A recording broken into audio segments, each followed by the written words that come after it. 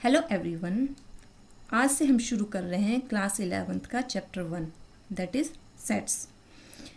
तो आज की वीडियो में हम सेट्स के बारे में पढ़ेंगे कि सेट्स होते क्या हैं और उन्हें हम किस तरह से लिख सकते हैं, किस तरह से रिप्रेजेंट कर सकते हैं। तो सबसे पहले हम देखते हैं इसकी डेफिनेशन।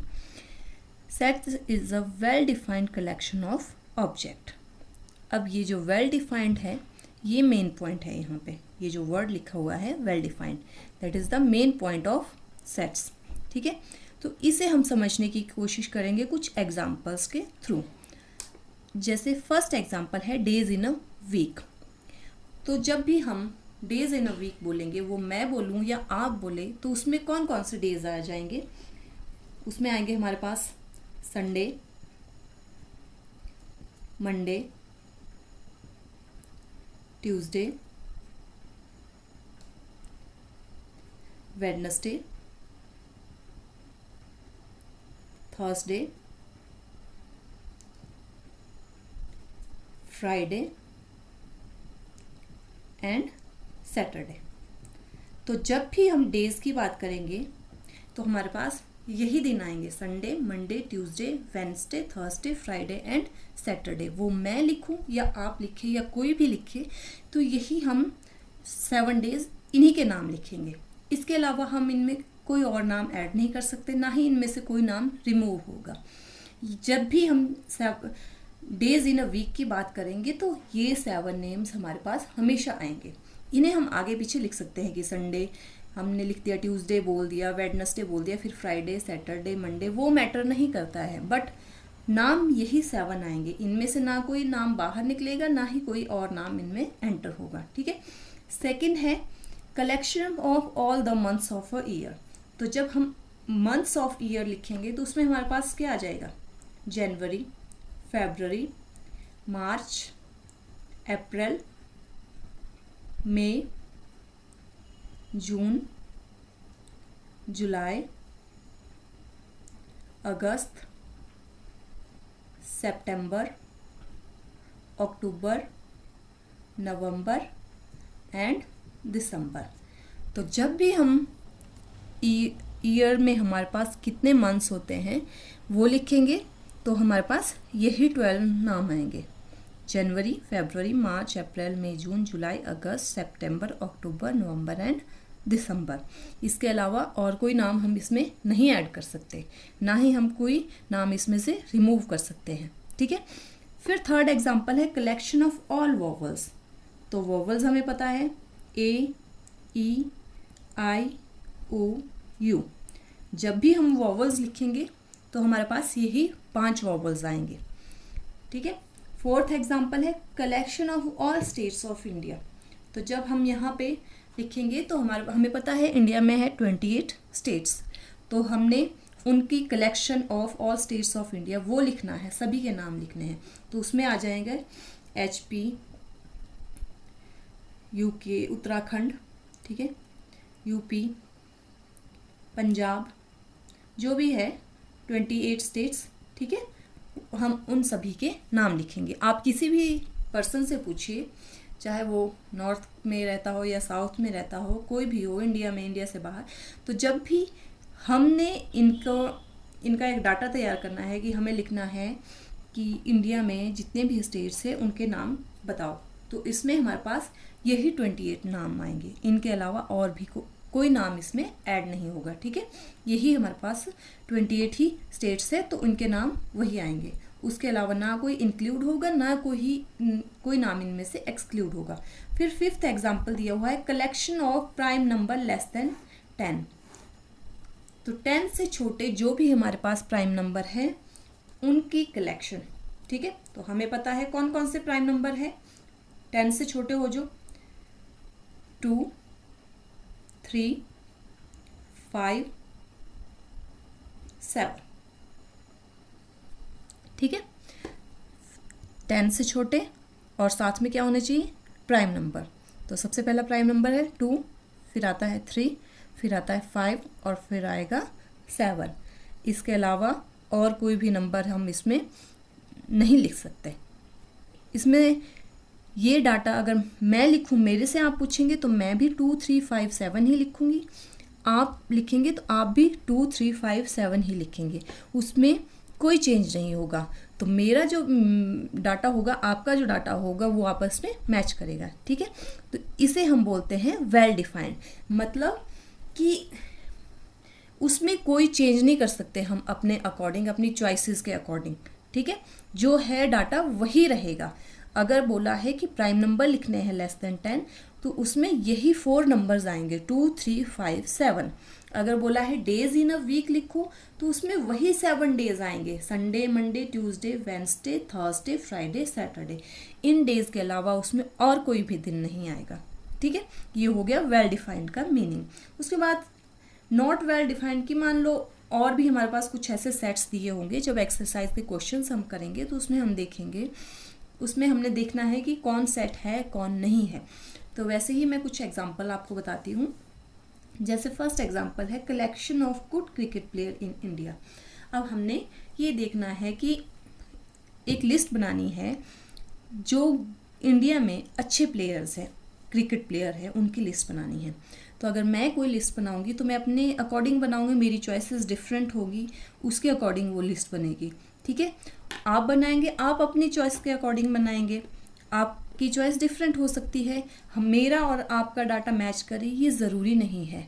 ये कोई थर्ड पर्सन बनाएगा, उसकी अपनी लिस्ट होगी, उसकी अपनी चॉइस होगी कि कौन सा प्लेयर उसे अच्छा लगता है, कौन कौन से उसके अकॉर्डिंग गुड प्लेयर है, बेस्ट प्लेयर है इंडिया में जो क्रिकेट खेलते हैं।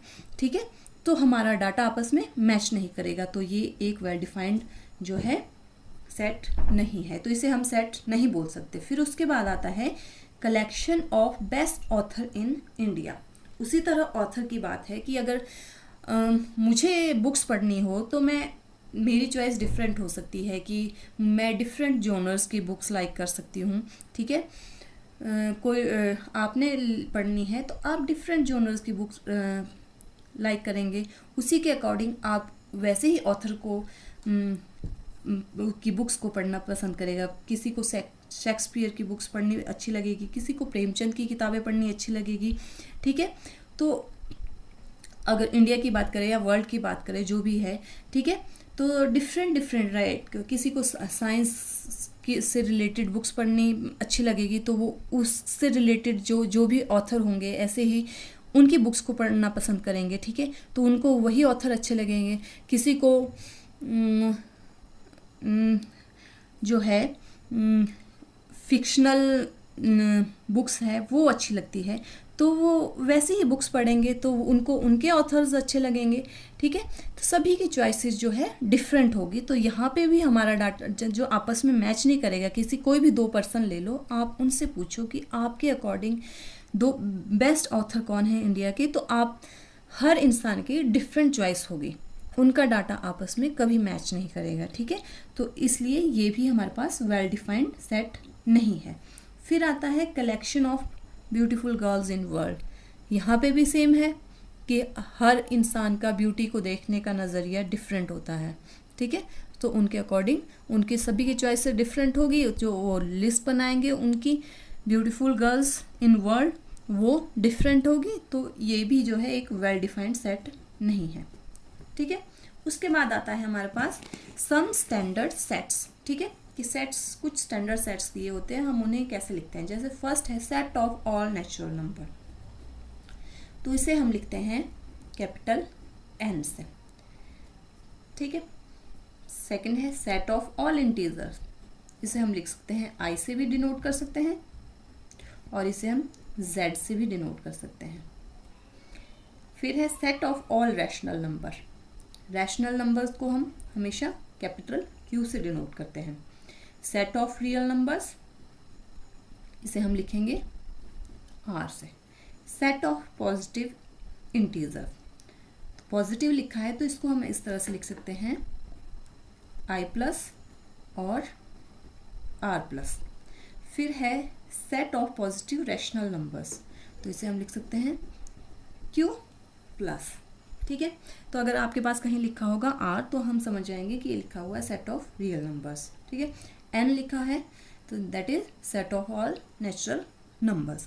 अब आप यहाँ पे एक बात नोट करेंगे कि इन सभी को हमने कैपिटल लेटर से डिनोट किया है। तो जब भी हम कोई सेट लिखते हैं तो उसे हम हमेशा कैपिटल लेटर में ही डिनोट करते हैं, उसे कैपिटल लेटर से ही रिप्रेजेंट किया जाता है। ठीक है, अब कुछ इंपॉर्टेंट पॉइंट्स हैं। Sets are denoted by capital letters. जैसा हमने पीछे देखा, अभी नेचुरल नंबर है तो उसे हमने लिखा कैपिटल एन से। ठीक है, रियल नंबर है उसे हमने डिनोट किया कैपिटल आर से। उसी तरह रैशनल नंबर है उसे हमने लिख दिया क्यू से। तो जब भी हम कोई सेट लिखेंगे तो उसे हम कैपिटल अल्फ़ाबेट में ही लिखेंगे, ए बी सी डी कुछ भी हो सकता है वो। ठीक है, बट उसे हम लिखेंगे कैपिटल लेटर में। सेकंड पॉइंट है हमारा, element of sets are represented by small letter. ठीक है, तो सेट के जो भी एलिमेंट्स है उन्हें हमेशा हम स्मॉल लेटर में लिखेंगे। जैसे अभी हमने लिखा है कि A is the set of vowels in English alphabet, तो इसमें हम लिखेंगे ए ई आई ओ यू। ठीक है, इस तरह से हम ब्रैकेट्स लगाते हैं और ब्रैकेट्स के अंदर जो भी सेट दिया है उसके एलिमेंट्स को लिखते हैं, ए ई आई ओ यू। ये है हमारे वॉवल्स इन इंग्लिश अल्फ़ाबेट्स। ठीक है, तो इन्हें हम स्मॉल लेटर में लिखेंगे, कैपिटल में नहीं लिखेंगे। कैपिटल में हम सिर्फ सेट को डिनोट करेंगे कि ये हमारे पास एक सेट दिया हुआ है, ए इज़ अ सेट, और जिसमें क्या है, उस सेट के अंदर जो एलिमेंट है वो क्या है, इंग्लिश अल्फ़ाबेट के वॉवल्स हैं। ठीक है, या तो उसको स्मॉल लेटर्स में लिखेंगे, अगर नंबर्स में भी नंबर है तो नंबर्स लिखेंगे। ठीक है, बट कैपिटल लेटर में कभी भी एलिमेंट्स को डिनोट नहीं करेंगे। उसके बाद आता है हमारे पास रिप्रेजेंटेशन ऑफ सेट्स, कि सेट्स को हम रिप्रेजेंट कैसे कर सकते हैं। अब जैसे हमारे पास फर्स्ट है, एग्जांपल दिया हुआ, फर्स्ट फॉर्म है, फर्स्ट टाइप है रोस्टर और टेबुलर फॉर्म। ठीक है, दो तरह से हम इनको लिखते हैं, एक है रोस्टर फॉर्म, दूसरी है सेट बिल्डर फॉर्म। तो फर्स्ट जो फॉर्म है उसमें हम क्या करते हैं, जो भी हम सेट लिखते हैं उसके एलिमेंट्स को डायरेक्ट लिख देते हैं। ठीक है, डायरेक्ट कैसे, जैसे मान लीजिए यही हमारे पास दिया हुआ है कि हमें लिखना है, एक सेट दिया हुआ है डेज इन अ वीक, तो हमने लिखा A is a set of days in a week, जो भी डेज है तो उनके नाम लिख देंगे, Sunday, Monday, Tuesday, Wednesday, Thursday, Friday, Saturday. ठीक है, इस तरह से लिख देंगे। या हमारे पास कोई सेट दिया हुआ है, A is a set of natural number less than 10। ठीक है, तो उसको हम किस तरह से रिप्रेजेंट करेंगे, नेचुरल नंबर हमें पता है 1 से शुरू होते हैं, 1 2 3 4 5 6 7 8 9। तो ये आ गया, जो भी एलिमेंट है वो सारे हम इसमें लिख देंगे। तो रोस्टर और टेबुलर फॉर्म का मतलब है कि जो भी उस सेट के एलिमेंट्स हैं उनको हम एज इट इज़ लिख देंगे सारे। ठीक है, एक और एग्जांपल लेते हैं, जैसे हमारे पास दिया हुआ है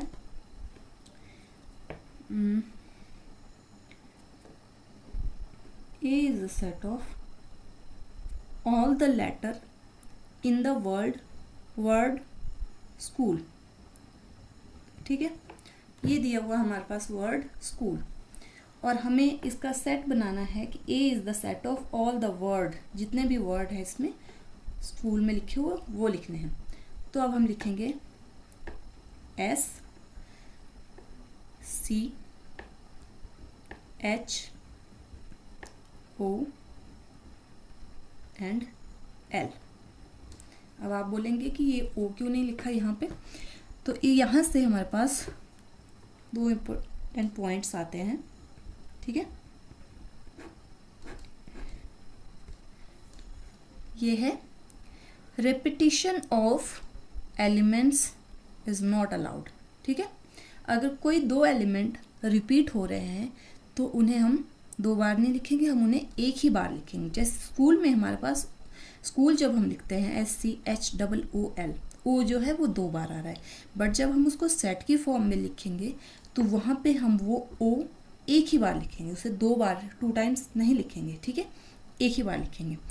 और एक और बात, एलिमेंट्स जब भी हम लिखते हैं उन्हें हमेशा ब्रैकेट्स के अंदर लिखते हैं, ठीक है, इस तरह करली ब्रैकेट्स लगाते हैं और उन्हें हम जो है कॉमा से अलग करते हैं। हर एलिमेंट के बीच में कॉमा लगा होता है, ठीक है, एस कॉमा सी comma H comma O comma L, इस तरह से उन्हें अलग अलग करते हैं, ठीक है। और एक और बात है इसमें, अगर आपके पास इस तरह से दिया हो C comma H comma L comma O comma S, ठीक है, तो ये जो है ये दोनों सेम है, ठीक है। फर्स्ट पॉइंट तो आपका आ गया कि repetition of elements not allowed, ठीक है। सेकंड पॉइंट है कि ऑर्डर है वो मैटर नहीं करता, order of the element does not matter. अगर जैसे यहाँ पे मैंने एस जो फर्स्ट नंबर पे लिखा है और यहाँ पे एस जो है लास्ट में लिखा है, ठीक है, तो वो मैटर नहीं करेगा, ठीक है। यहाँ पे सी सेकंड पे है, यहाँ फर्स्ट में है। हमने सिर्फ देखना है कि ये जो है एलिमेंट्स वो सारे आ रहे हैं या नहीं, जैसे एस यहाँ पे भी है, यहाँ पे भी है, सी इस सेट में भी आ रहा है, इस सेट में भी आ रहा है, एच इस सेट में भी है, यहाँ पे भी है, और ओ यहाँ भी है, यहाँ भी रिपीट हो रहा है, एल इस सेट में भी आ रहा है और इस सेट में भी आ रहा है। इसका मतलब ये दोनों सेट्स इक्वल है, ठीक है, ये दोनों एक ही सेट है, समझ गए। तो यहाँ से 2 पॉइंट आ रहे हैं, एक तो है जो रेपिटेशन नहीं होनी चाहिए एलिमेंट्स की, अगर हमारे पास कोई एलिमेंट 2 बार आ रहा है तो उसे हम 2 बार नहीं लिखेंगे सेट के अंदर, हम उसे एक ही बार लिखेंगे, ठीक है। और दूसरी चीज़ है कि एलिमेंट्स का ऑर्डर मैटर नहीं करता। आगे भी लिखो आपको ये नंबर, पीछे लिखो कोई भी अल्फ़ाबेट आगे पीछे लिख लो, वो मैटर नहीं करेगा, ठीक है। तो ये हो गई हमारी रोस्टर फॉर्म। रोस्टर फॉर्म का मतलब जिसमें हमने सारे जो है एलिमेंट्स एक साथ लिख दिए। फिर उसके बाद आती है set builder form. Set builder form में हम क्या करते हैं कि हम उन एलिमेंट्स की कोई एक प्रॉपर्टी देखते हैं और उसे लिख देते हैं। जैसे मान लीजिए हमारे पास यही सेट दिया हुआ है, एग्जाम्पल दिया हुआ ऊपर, ए इज इक्वल टू 1 2 3 4 5 6 7 8 9, ठीक है, ये है हमारे पास रोस्टर फॉर्म में दिया हुआ है सेट। अब हमने इसे सेट बिल्डर फॉर्म में लिखना है, तो हम किस तरह से लिखेंगे, A is the set of all elements of X, ठीक है, हम इसे A is the set of all elements of X such that, ये जो यहाँ पे हमने कॉलम लगाए इसे बोलते हैं हम सच दैट, ठीक है, इस तरह से रीड करेंगे इसे, A is the element of A is the set of all element of X such that. अब हम देखेंगे कि ये है क्या, ठीक है, ये नंबर है, इनमें क्या है चीज़ कॉमन है। तो सबसे पहले तो देखो ये सारे नेचुरल नंबर है, ठीक है, क्योंकि नेचुरल नंबर 1 से शुरू होते हैं, तो हम लिख देंगे A is set of all element of X such that X is a natural number. ये जो साइन है इसे हम बोलते हैं बिलोंग्स टू, ठीक है, यानी कि एक्स मतलब इनमें से कोई भी नंबर, ठीक है, ये जो नंबर है इन्हें हमने एक्स से डिनोट कर दिया। जो ये एक्स है वो किससे बिलोंग करता है, नेचुरल नंबर से, ठीक है, यानी कि वो एक नेचुरल नंबर है, ठीक है। ये तो हो गया, बट नेचुरल नंबर अब हमारे 9 तक तो होते नहीं, नेचुरल नंबर तो आगे कंटिन्यू होते रहते हैं, तो इसलिए हम ये नहीं बोल सकते कि ये हमारी डेफिनेशन कंप्लीट नहीं हुई है। अब इसे कंप्लीट करेंगे आगे किस तरह से, A is a set of all element of X such that X belongs to N, ठीक है, and X is less than, किस से लेस देन या इक्वल टू 9, ठीक है, एक्स क्या है, या तो 9 के बराबर है या 9 से छोटा है, ठीक है, इस तरह से भी लिख सकते हैं, या एक्स इज लेस देन 10 भी लिख सकते हैं हमने, अगर यहाँ पे less than equal to 9, but हमने इक्वल टू लगाया है यहाँ पे, एक्स इज इक्वल टू 9 मतलब 9 भी इंक्लूड हो रहा है इसमें, ठीक है, और एक्स इज लेस देन 9 तो 9 से छोटे जो भी नेचुरल नंबर है वो इसमें आ रहे हैं। एक और एग्जाम्पल लेते हैं, ए इज इक्वल टू 2 4 6 8, ठीक है, 10। अब हमने इसे जो है सेट बिल्डर फॉर्म में लिखना है, तो उसी तरह से लिखेंगे A is a set of all x, ठीक है, सच दैट। अब है क्या ये नंबर सारे नेचुरल नंबर हैं, तो हम लिखेंगे x बिलोंग्स टू n, ठीक है, x बिलोंग्स टू n। और अब हमने देखना है इनमें और क्या कॉमन प्रॉपर्टी है। नेचुरल नंबर तो ये सारे हैं, बट और क्या स्पेशल है। अब नेचुरल नंबर तो 1 भी होता है, 3 भी होता है, 5 भी होता है, बट वो तो इसमें नहीं है, ठीक है। तो आगे हम लिखेंगे इसको x is an even number, ठीक है, ये हो गया, इवन नंबर है। और क्या है, and x is less than equal to 10 और ब्रैकेट क्लोज। तो ये आ गया A is a set of all x such that x belongs to n, यानी कि x एक नेचुरल नंबर है, जो भी नंबर दिया हुआ है हमारे पास। और क्या है, x एक इवन नंबर है, साथ में क्या मेंशन किया हुआ है कि वो एक इवन नंबर है। और कहाँ तक आएगा वो नंबर, वो या तो 10 के इक्वल होगा या 10 से छोटे जो भी इवन नंबर हैं वो इसमें इंक्लूड होंगे, ठीक है। तो ये आ गई हमारे पास रिप्रेजेंटेशन ऑफ सेट्स, कि सेट्स को हम किस तरह से रिप्रेजेंट कर सकते हैं। तो ये 2 टाइप है हमारे पास, ठीक है। तो आज की वीडियो में इतना ही। नेक्स्ट वीडियो में हम इस एक्सरसाइज के क्वेश्चंस करेंगे, 1.1 के क्वेश्चंस, ठीक है। जो भी हमने आज किया उससे रिलेटेड जितने भी क्वेश्चन हैं उन्हें हम करेंगे नेक्स्ट वीडियो में। So thank you very much.